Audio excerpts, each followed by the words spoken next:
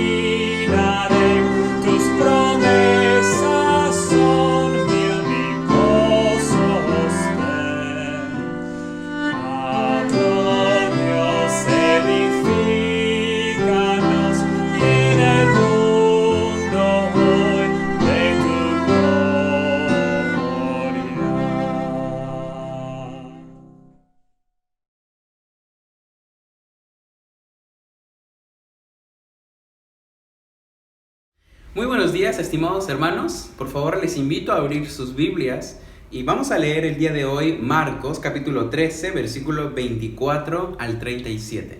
Marcos capítulo 13, 24 al 37. Y la palabra de Dios dice de esta manera: Pero en aquellos días, después de aquella tribulación, el sol se oscurecerá y la luna no dará su resplandor. Y las estrellas caerán del cielo y las potencias que están en los cielos serán conmovidas. Entonces verán al Hijo del Hombre que vendrá en las nubes con gran poder y gloria. Y entonces enviará a sus ángeles y juntará a sus escogidos de los cuatro vientos, desde el extremo de la tierra hasta el extremo del cielo. De la higuera aprended la parábola. Cuando ya su rama está tierna y brotan las hojas, sabéis que el verano está cerca. Así también vosotros, cuando veáis que suceden estas cosas, conoced que está cerca a las puertas. De cierto os digo que no pasará esta generación hasta que todo esto acontezca. El cielo y la tierra pasarán, pero mis palabras no pasarán. Pero de aquel día y de la hora nadie sabe, ni aun los ángeles que están en el cielo, ni el Hijo, sino el Padre. Mirad, velad y orad, porque no sabéis cuándo será el tiempo. Es como el hombre que yéndose lejos dejó su casa y dio autoridad a sus siervos, y a cada uno su obra, y al portero mandó que velasen. Velad pues, porque no sabéis cuándo vendrá el Señor de la casa, si al anochecer, o a la medianoche, o al canto del gallo, o a la mañana, para que cuando venga de repente no os halle durmiendo. Y lo que a vosotros digo, a todos lo digo, velad. Que Dios bendiga, hermanos, su palabra en esta mañana. Continuamos en nuestra serie en el libro de Marcos. Estamos haciendo esta pregunta: ¿quién es este hombre Jesús? La semana pasada consideramos o vimos la primera parte de un discurso largo de parte de Jesús que se encuentra aquí en Marcos 13. Hoy queremos considerar la segunda parte de ese discurso. Quiero que observen aquí en el texto que tenemos aquí que básicamente tiene tres partes principales. Desde el versículo 24 hasta el versículo 27, Jesús describe las cosas que ocurrirán cuando Él retorna para juzgar al mundo y para juntar a sus elegidos, sus escogidos para la eternidad. Su descripción en aquellos versículos de la convulsión cósmica, que será terriblemente espantosa. Sería terriblemente espantosa si no fuera acompañado por su retorno glorioso en todo lo que es su segunda venida, cuando Él viene para juntar a los suyos. En los versículos 28 al 31, la segunda parte de nuestro pasaje, Jesús usa la ilustración de una higuera para enfatizar un punto muy importante. Cuando la higuera o las higueras ahí en Palestina comenzaron a brotar sus hojas, la gente pudo entender que el verano se acercaba. Así que cuando las señales que son descritas aquí, cuando las señales que acompañan al juicio venidero aparecen, la gente debe saber que el juicio de Dios está cerca, que Jesús está al punto de venir para juzgar. En la tercera y última parte de nuestro pasaje, del versículo 32 hasta el versículo 37, Jesús enfatiza con lenguaje poderoso que como solo Dios, el Padre, sabe el tiempo de la segunda venida de Cristo, los que quedamos hasta este tiempo, nos corresponde estar vigilando, estar preparados, velando, preparados para el retorno de Cristo. Todo este discurso de Marcos 13 desde el principio hasta el final, nos está apuntando a un punto principal, y es que es absolutamente necesario que estés preparado para el retorno de Cristo. Así que debemos hacer esta pregunta: ¿por qué es absolutamente necesario que estemos preparados para el retorno de Cristo? Creo yo que este pasaje nos muestra 4 razones, 4 respuestas poderosas a esa pregunta. Si debemos estar preparados para el retorno de Cristo, en primer lugar, debido a las implicaciones cósmicas de su retorno. En segundo lugar, debido a la naturaleza redentora de su retorno. En tercer lugar, debido a la certeza de su retorno. En cuarto lugar, debido a la incertidumbre del tiempo de su retorno. Comencemos con esto de las implicaciones cósmicas de su retorno. Debemos estar preparados para su retorno debido a las implicaciones cósmicas de ello. Versículos 24 y 25. Pero en aquellos días, después de aquella tribulación, el sol se oscurecerá, la luna no dará su resplandor, las estrellas caerán del cielo y las potencias que están en los cielos serán conmovidas. La última de estas 4 descripciones que encontramos aquí en los versículos 24 y 25, la última resume a todos. Y es esta frase: y las potencias que están en los cielos serán conmovidas. Es decir, el mundo nunca ha visto lo que Jesús describe aquí. Ahora, en toda la Biblia, específicamente o especialmente en los profetas del Antiguo Testamento, pero en toda la Biblia habla de un venidero día del Señor, o como sale en el Antiguo Testamento, el día de Jehová. Ahora, cuando se menciona en la Biblia, se refiere siempre a un juicio venidero. Siempre con estas implicaciones de un juicio venidero. Cuando los profetas del Antiguo Testamento hablaron del día de Jehová, a veces estuvieron describiendo un juicio que venía sobre una nación vecina, a una nación como Babilonia o como Egipto. A veces el juicio tenía o se dirigía hacia el pueblo de Israel, el pueblo mismo de Dios.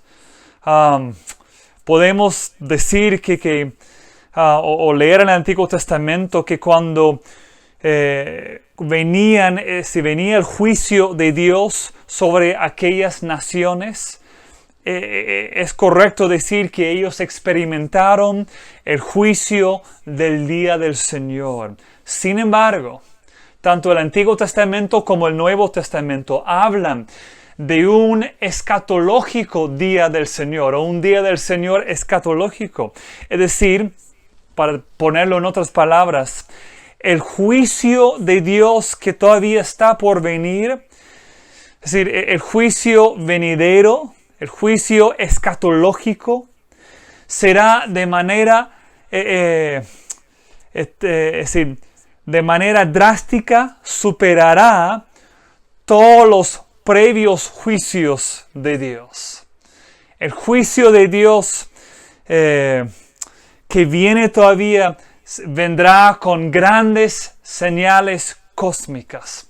Por eso leemos, por ejemplo, en Isaías 13, de los versículos 9 al 10, he aquí el día de Jehová viene terrible y de indignación y ardor de ira, para convertir la tierra en soledad y raer de ella a sus pecadores, por lo cual las estrellas de los cielos y sus luceros no darán su luz.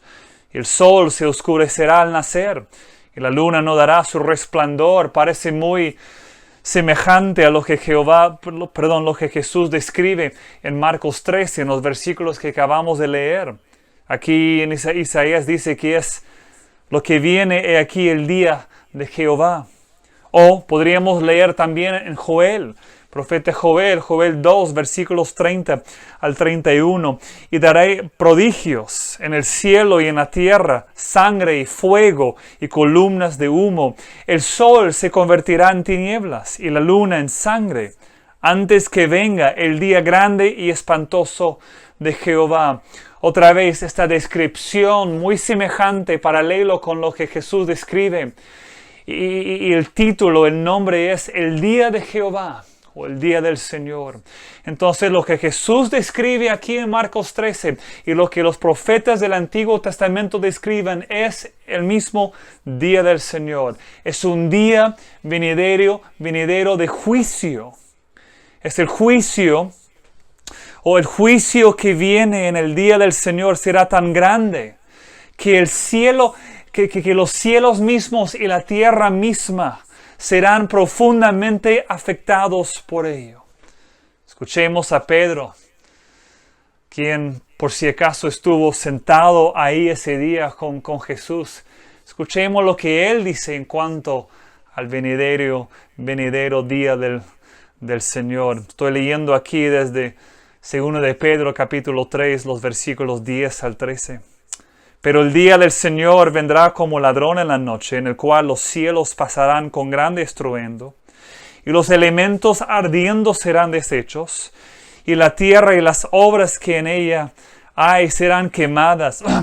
Puesto que todas estas cosas han de ser deshechas, ¿cómo no debéis vosotros andar en santa y piadosa manera de vivir? Aquí hay una lección profunda para nosotros, los que estamos todavía a la espera del día del Señor, esperando y apresurándoos para la venida del día de Dios, en el cual los cielos encendiéndose serán deshechos y los elementos siendo quemados se fundirán. Pero nosotros esperamos, según sus promesas, cielos nuevos y tierra nueva, en los cuales mora la justicia. El juicio de Dios en el día del Señor consumirá el universo, o al menos el universo tal como lo experimentamos hoy. Sin embargo, Dios hará nuevos cielos y una nueva tierra para los que aman la justicia.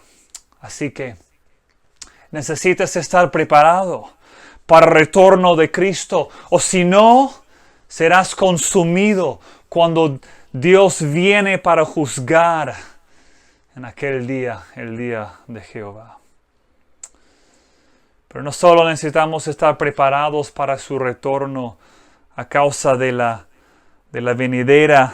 venidero juicio de Dios, sino también debido a la naturaleza redentora de su retorno. Quiero que lean ahí o que sigan conmigo los versículos 26 al 27. Entonces verán al Hijo del Hombre que vendrá en las nubes con gran poder y gloria.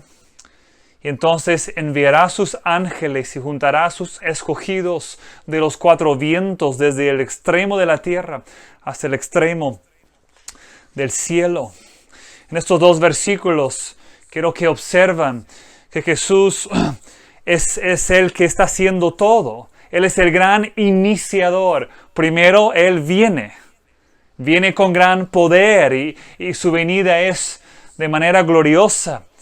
En segundo lugar, Él enviará a sus ángeles para sobre toda la tierra. A eso se refiere los cuatro vientos. En tercer lugar, es Él que juntará a sus escogidos. Ahora, hay una gran ironía aquí.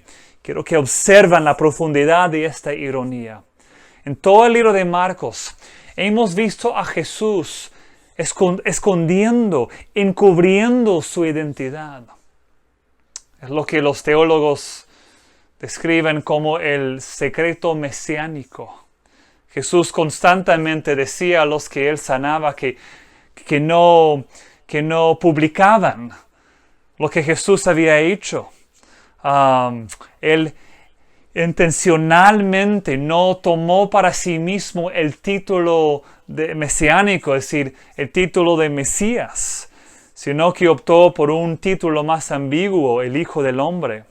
Sin embargo, cuando el día del Señor viene, Jesús saldrá con gran poder, con gran gloria. Es decir, lo que previamente era escondido o encubierto, ahora será revelado. Lo que antes era escondido, ahora será desplegado. En la primera venida de Jesús, el encubrimiento de su identidad era intencional, era necesario para que podría ir a la cruz. Pero en su segunda venida vendrá con poder y gloria. Su poder y su gloria serán desplegados porque es necesario que venga para gobernar eternamente en justicia o con justicia. Así que la segunda venida de Cristo resolverá el conflicto de la identidad encubierta de Jesús, que era necesaria para que vaya a la cruz, para su muerte en la cruz.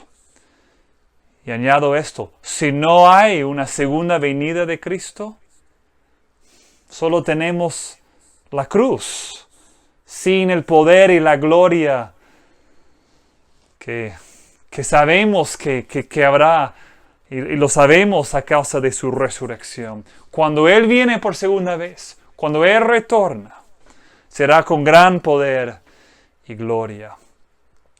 Observas que ahí en el versículo 27, que en el día del Señor Jesús juntará a todos sus escogidos. Cuando Jesús habla de juntar a sus escogidos de los cuatro vientos, Él está usando lenguaje muy conocida para los judíos. La reunión, ese juntar de los judíos, los que habían estado dispersos, por ejemplo, después de los cautiverios debido a los asirios y los babilonios. Es decir, eso era un tema común en el Antiguo Testamento. La señal era una señal, ese juntarlos otra vez, volver a juntarlos en Jerusalén, específicamente en Jerusalén, era una señal de bendición para el pueblo de Dios. Entonces, lo que vemos aquí es que Jesús está haciendo algo radical aquí.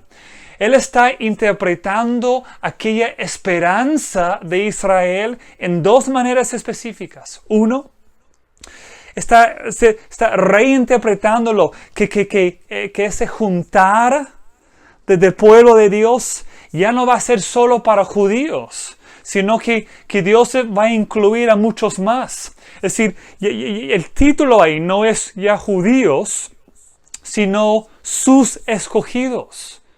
Sí, algo ha cambiado. Y dentro de sus escogidos ya no es solo judíos. Lo que los discípulos no saben, pero luego verán, es que dentro de sus escogidos se encuentran muchos gentiles. Y tú y yo damos gracias a Dios por aquella realidad. En segundo lugar, en cuanto a esta reinterpretación de parte de Jesús, o este juntar que Jesús está describiendo aquí, ya no será juntarlos en el templo o en Jerusalén, sino es decir, Jesús ya en Marcos 13 ya profetizó la destrucción de Jerusalén, la destrucción del templo. Sin un templo y sin Jerusalén, el temor en el corazón de los que amaban a Jesús era cómo se va a interpretar entonces este juntar de los suyos, de sus escogidos. Y es que el enfoque ya no va a ser Jerusalén ni el templo, sino Jesús mismo. Se juntarán alrededor del Hijo del Hombre. Y el nuevo pueblo de Dios, la iglesia, sus escogidos, es una nueva comunidad escatológica. ¿A qué me refiero? Y es que el pueblo de Dios, sus escogidos, la iglesia, espera el día del Señor, en el cual seremos eternamente juntados, para la eternidad juntados, no a Jerusalén, no a un templo, sino al Hijo del Hombre mismo, a la persona, nuestro Salvador. Así que para los que aman a Dios, para los que no aman a Dios, para los que rechazan a Jesús, el día del Señor es un día de gran juicio. Pero para los que lo aman, sus escogidos, será un día para ser juntados a Jesús, para pasar la eternidad con Él. Ahora, puede ser que estéis luchando con el término que Jesús usa, sus escogidos. ¿Por qué Jesús refiere aquí a su pueblo como sus escogidos? La respuesta más sencilla es que Jesús escoge a los que Él quiere salvar. Ahora, para los que pertenecemos a Dios, eso es una gran noticia. Es una buena noticia. ¿Por qué? Porque significa que nuestra salvación no depende finalmente o profundamente de la calidad de nuestra fe. Hay un fundamento mucho más profundo para nuestra salvación, para tu salvación. Y es la elección amorosa de Dios. Él te escogió, dice Pablo, antes de la fundación del mundo. ¿Por qué? Porque quiso que seas su hijo. Quiso adoptarte, dice Pablo en Efesios capítulo 1. Te ama. Entonces, finalmente, sí, profundamente, nuestra salvación no depende principalmente o finalmente de la calidad de nuestra fe, sino de la elección de Dios. Alguien podría decir, pero esto me parece fatalista. ¿Qué hago si no soy uno de los elegidos? ¿Qué hago si no soy uno de sus escogidos? Y quiero que sepas que la Biblia responde a esa duda. Y la respuesta es poderosa y bella. Quiero volver para mostrarles la respuesta que la Biblia da. Quiero volver a la profecía de Joel, lo que ya leímos, pero quiero leer una frase más que Joel añade aquí. Joel 2, capítulo 2, versículos 30 al 32. Joel, Dios, ahí dice, y daré prodigios en el cielo y en la tierra, sangre, fuego y columnas de humo. El sol se convertirá en tinieblas y la luna en sangre, antes que venga el día grande y espantoso de Jehová. Hasta ahí parece difícil para los que no son sus escogidos. Sí, ya vendrá el juicio final de Dios en el día de Jehová. Pero Joel añade aquí, y todo aquel que invocare el nombre de Jehová será salvo. Es decir, hay un grupo, sus escogidos, que serán salvos del juicio, que no van a tener que experimentar el juicio de Dios. ¿Y quiénes son? Jesús dice sus escogidos, y Dios dice en Joel, son los que invocan el nombre del Señor. Entonces, ¿cuáles son? ¿O son sus escogidos o son los que invocan el nombre del Señor? Y la respuesta es que ambos. Es decir, son los que Dios en su soberanía escoge. Pero aquí Dios en el libro de Joel no enfatiza el hecho de sus escogidos, sino se extiende una invitación a todos. ¿En qué sentido? Todos los que invocan el nombre de Jehová será salvo. El mismo Pablo que dijo, escogidos antes de la fundación del mundo, es el mismo que dijo en Romanos 10, todo aquel que invocar el nombre del Señor será salvo, repitiendo esta promesa de parte de Joel. ¿Lo ves? Los escogidos son los que invocan el nombre del Señor. En ningún lugar de las Escrituras la Biblia nos apunta a la Biblia o apunta a la Biblia a un incrédulo a buscar, aclarar si ha sido escogido o no. Esa doctrina de la elección es para el consuelo y la seguridad de los que ya pertenecen a Dios. Para los que todavía no pertenecen a Dios, los que no han sido salvos. El mandato que sale de parte de Dios es que invocan el nombre de Dios para ser salvo. Si ¿cómo sabes al final que eres escogido? Que hayas invocado el nombre del Señor para ser salvo. El hecho que estés escuchando este sermón significa que Dios en un sentido te está llamando. Te está extendiendo esta invitación. Todavía hay tiempo. Todavía no viene el día del Señor. Hay tiempo para que respondas a la misericordia de Dios que te está extendido hoy. Para que no tengas que enfrentar el juicio venidero de Dios. Invoca el nombre del Señor para ser salvo. ¿Qué necesitas? para estar preparado para el retorno de Cristo, necesitas invocar el nombre de Dios para que seas salvo, para que Él te rescate del juicio venidero. Él responderá a aquella fe para que seas juntado a Él ese día del Señor para pasar la eternidad con Él. Pero hay otra cosa aquí. Si que necesitas para estar preparado para el retorno de Cristo, en tercer lugar, vemos aquí que necesitamos entender la certeza, o decir, entender la certeza de su retorno. Quiero leer aquí los versículos 28 al 31. De la higuera, aprender la parábola, cuando ya su rama está tierna y brotan las hojas, sabéis que el verano está cerca.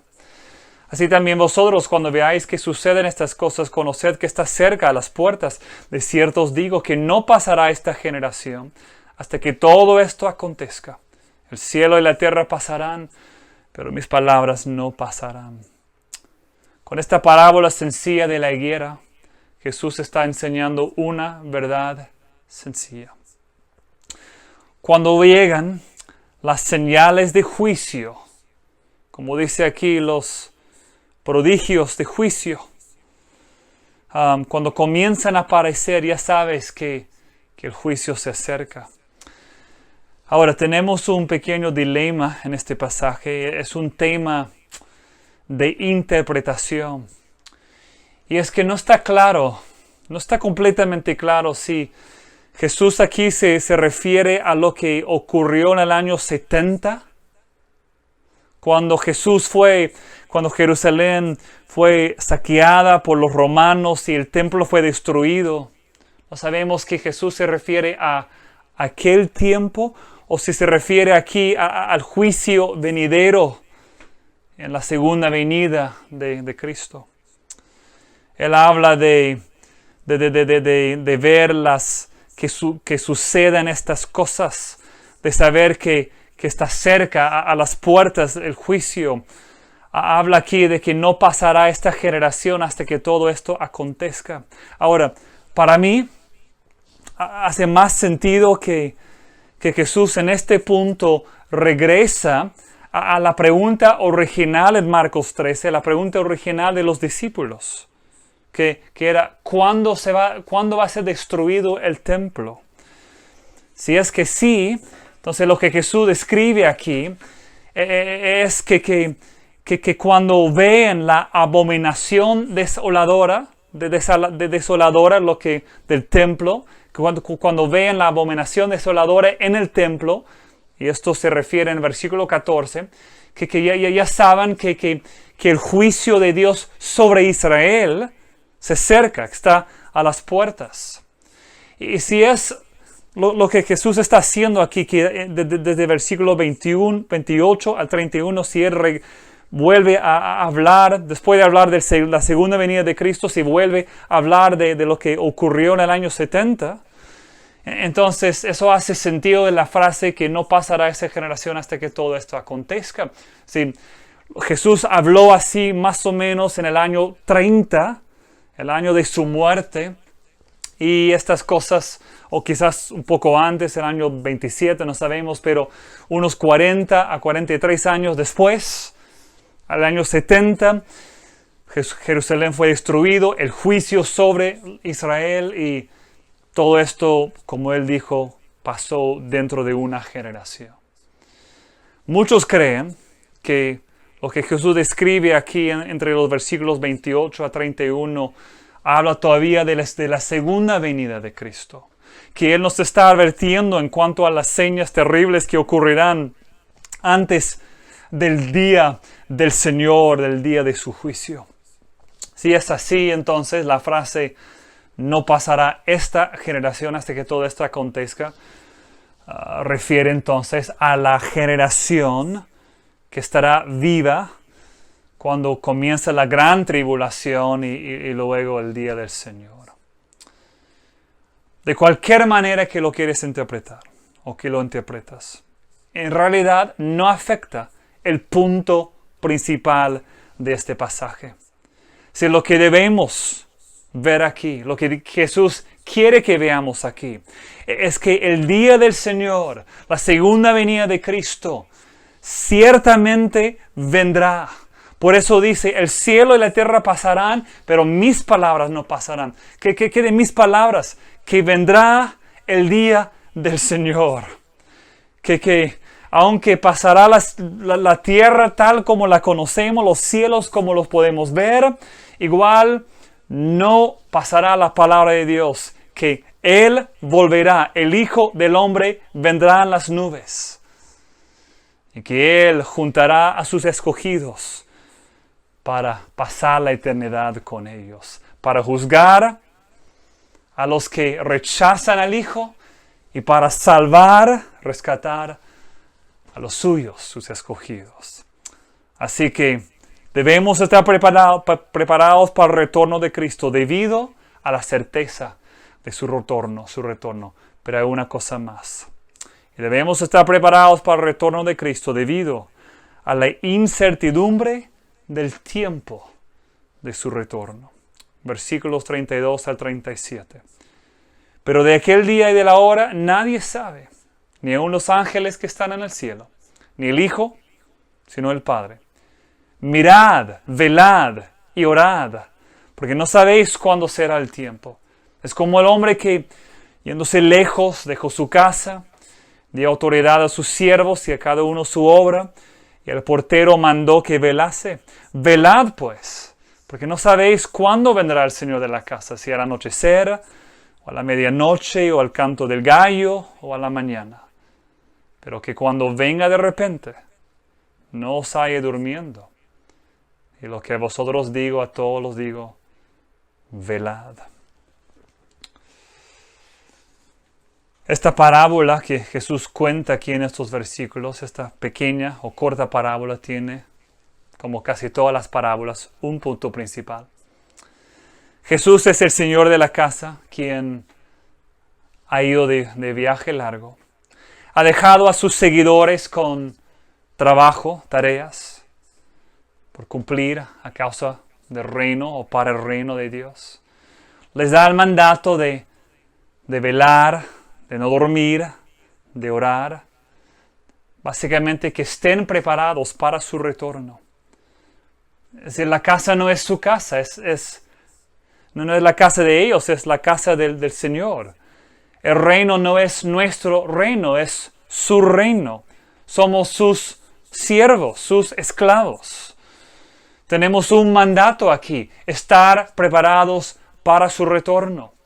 No sabemos cuándo va a retornar. Los ángeles no saben.